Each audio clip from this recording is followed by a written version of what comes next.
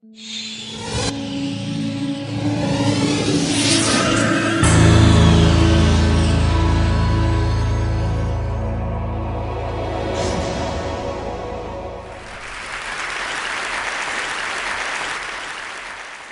I was privileged to train in transplantation under two great surgical pioneers, Thomas Tazel, who performed the world's first successful liver transplant in 1967, and Saroy Khan, who performed the first liver transplant in the UK in the following year. I returned to Singapore and in 1990 performed Asia's first successful cadaveric liver transplant procedure, but against all odds. Now when I look back, the transplant was actually the easiest part. Next, raising the money to fund the procedure.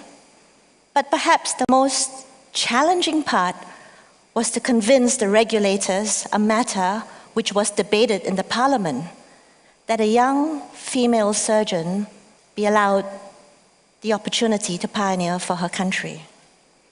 But 20 years on, my patient Surinder is Asia's longest surviving cadaveric liver transplant to date.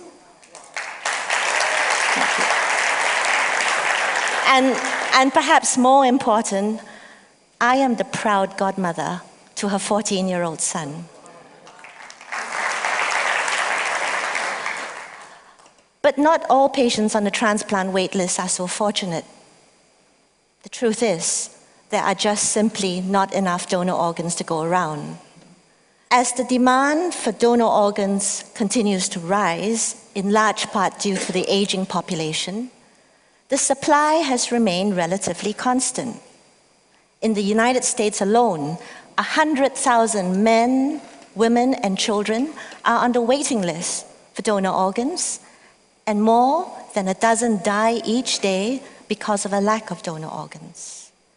The transplant community has actively campaigned in organ donation, and the gift of life has been extended from brain-dead donors to living related donors, relatives who might donate an organ or a part of an organ like a split liver graft to a relative or loved one. But as there was still a dire shortage of donor organs, the gift of life was then extended from living related donors to now living unrelated donors. And this then has given rise to unprecedented and unexpected moral controversy.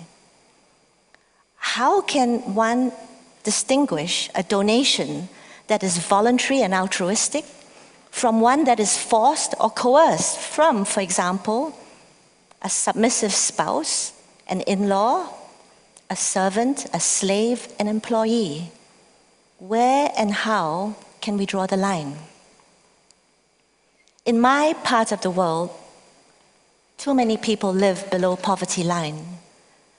And in some areas, the commercial gifting of an organ in exchange for monetary reward has led to a flourishing trade in living unrelated donors. Shortly after I performed the first liver transplant, I received my next assignment, and that was to go to the prisons to harvest organs from executed prisoners. I was also pregnant at the time. Pregnancies are meant to be happy and fulfilling moments in any woman's life. But my joyful period was marred by solemn and morbid thoughts. Thoughts of walking through the prison's high-security death row, as this was the only route to take me to the makeshift operating room. And at each time, I would feel the chilling stares of condemned prisoners' eyes follow me. And for 2 years, I struggled with the dilemma of waking up at 4:30 a.m. on a Friday morning, driving to the prison, getting gowned, gloved, and scrubbed, ready to receive the body of an executed prisoner, remove the organs, and then transport these organs to the recipient hospital, and then graft the gift of life to a recipient the same afternoon. No doubt I was informed that consent had been obtained. But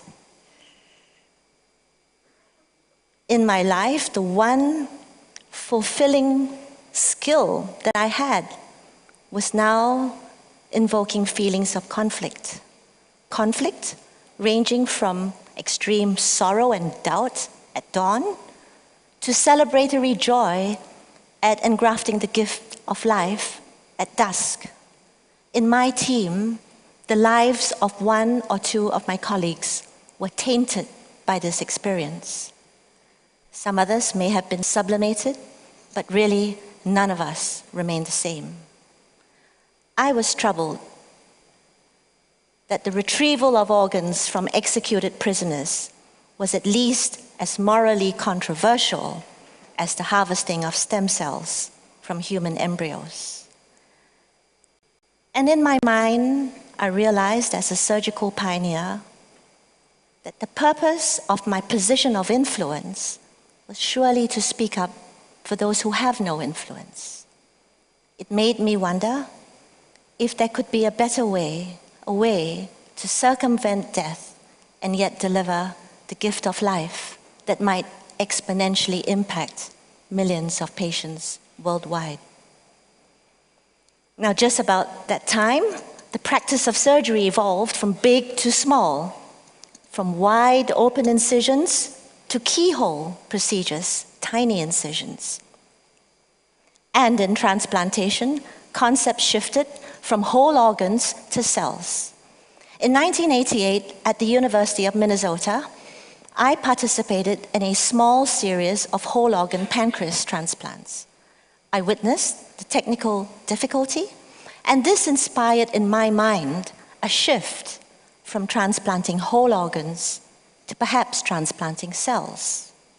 I thought to myself, why not take the individual cells out of the pancreas, the cells that secrete insulin to cure diabetes, and transplant these cells? Technically, a much simpler procedure than having to grapple with the complexities of transplanting a whole organ. And at that time, stem cell research had gained momentum following the isolation of the world's first human embryonic stem cells in the 1990s. The observation that stem cells as master cells could give rise to a whole variety of different cell types, heart cells, liver cells, pancreatic islet cells, captured the attention of the media and the imagination of the public. I too was fascinated by this new and disruptive cell technology, and this inspired a shift in my mindset from transplanting whole organs to transplanting cells. And I focused my research on stem cells as a possible source for cell transplants. Today, we realize that there are many different types of stem cells. Embryonic stem cells have occupied center stage, chiefly because of their pluripotency, that is, their ease in differentiating into a variety of different cell types. But the moral controversy surrounding embryonic stem cells, the fact that these cells are derived from 5-day-old human embryos, has encouraged research into other types of stem cells. Now, to the ridicule of my colleagues, I inspired my lab to focus on what I thought was the most non-controversial source of stem cells, adipose tissue or fat. Yes, fat. Nowadays available in abundant supply. You and I think, would be very happy to get rid of anyway. Fat-derived stem cells are adult stem cells. And adult stem cells are found in you and me, in our blood, in our bone marrow, in our fat, our skin, and other organs.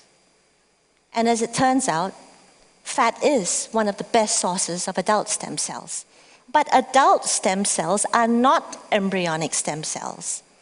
And here is the limitation. Adult stem cells are mature cells, and like mature human beings, these cells are more restricted in their thought and more restricted in their behavior, and are unable to give rise to the wide variety of specialized cell types as embryonic stem cells.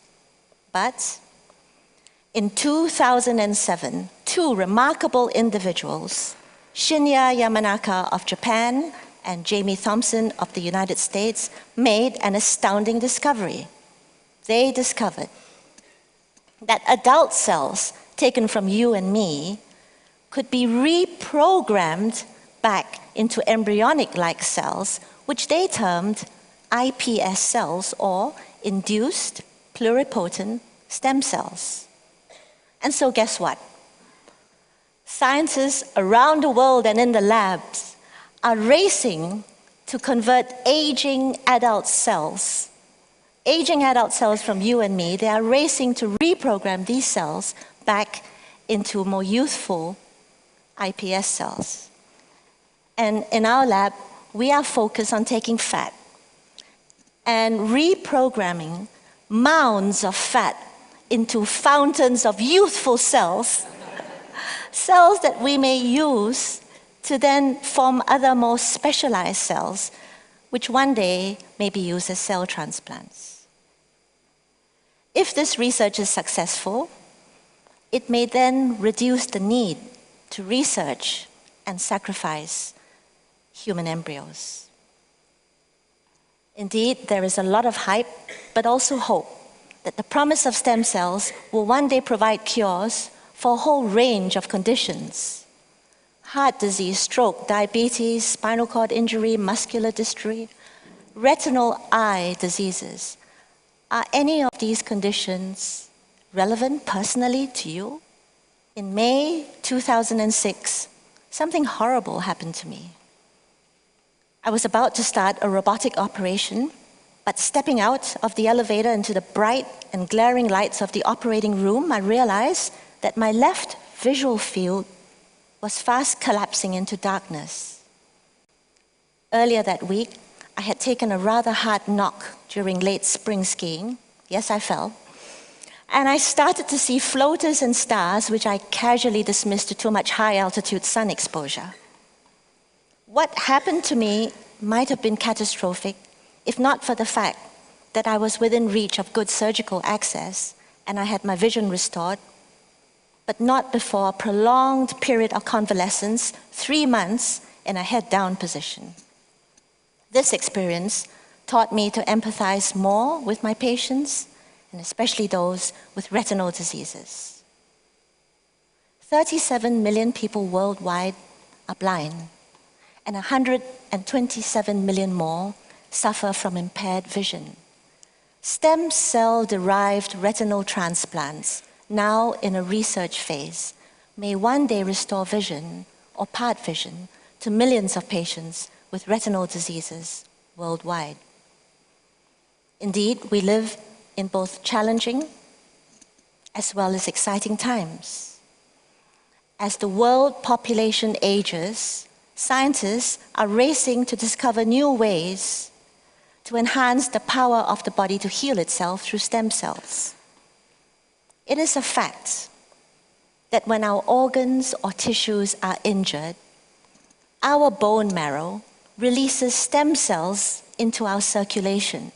And these stem cells then float in the bloodstream and home in to damaged organs to release growth factors to repair the damaged tissue. Stem cells may be used as building blocks to repair damaged scaffolds within our body, or to provide new liver cells to repair damaged liver. As we speak, there are 117 or so clinical trials researching the use of stem cells for liver diseases. What lies ahead? Heart disease is the leading cause of death worldwide. 1.1 million Americans suffer heart attacks yearly. 4.8 million suffer cardiac failure.